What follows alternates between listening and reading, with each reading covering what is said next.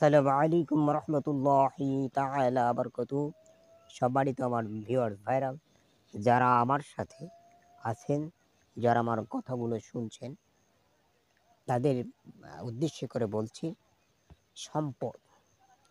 আপনি যদি ওয়ারিশকে বাদ দিয়ে দেন, ওয়ারিশের সম্পত্তি আপনি মেরে দেন, এই সম্পর্কে আপনার কোন উপায় হবে আমি কিছু সময় আপনাদেরকে বলতে চাচ্ছি।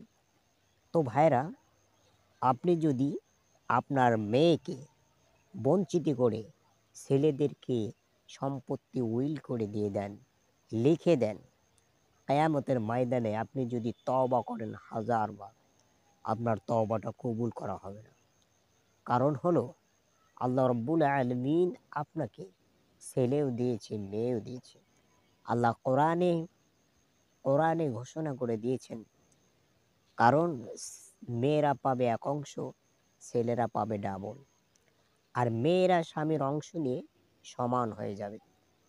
আর এই মেয়ে সন্তানদেরকে যদি আপনি বঞ্চিত করে দেন, আপনি আল্লাহ রব্বুল আলমীর কাছে দায়ী থাকবেন। কারণ হক দুইটা, একটা আল্লাহর হক আর একটা বান্দার হক।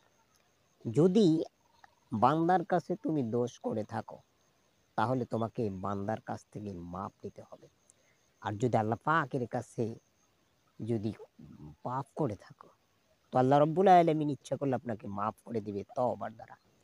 কিন্তু আপনি ওয়ারিসদের হক নষ্ট করে ফেলেছেন, একজনের মাথায় বাড়ি দিয়েছেন, তো তার কাছে মাপ না চাওয়া পর্যন্ত, তার পরিবারের কাছে মাপ না চাওয়া পর্যন্ত আপনাকে আল্লাহ পাক ক্ষমা করে দেবে না।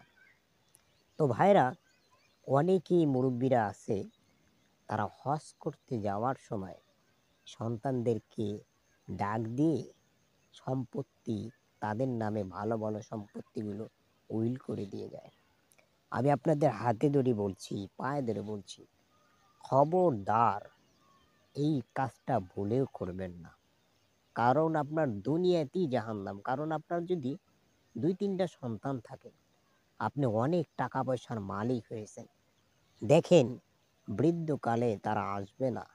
আপনার ছেলের বউ, তারা নিকটেই আসবে না, কিন্তু মেয়েরা বারে বারে দেখতে আসবে। তো কিসের আশায় আপনি আপনার মেয়েকে বঞ্চিত করে ছেলেদেরকে সম্পত্তিগুলো উইল করে দিলেন?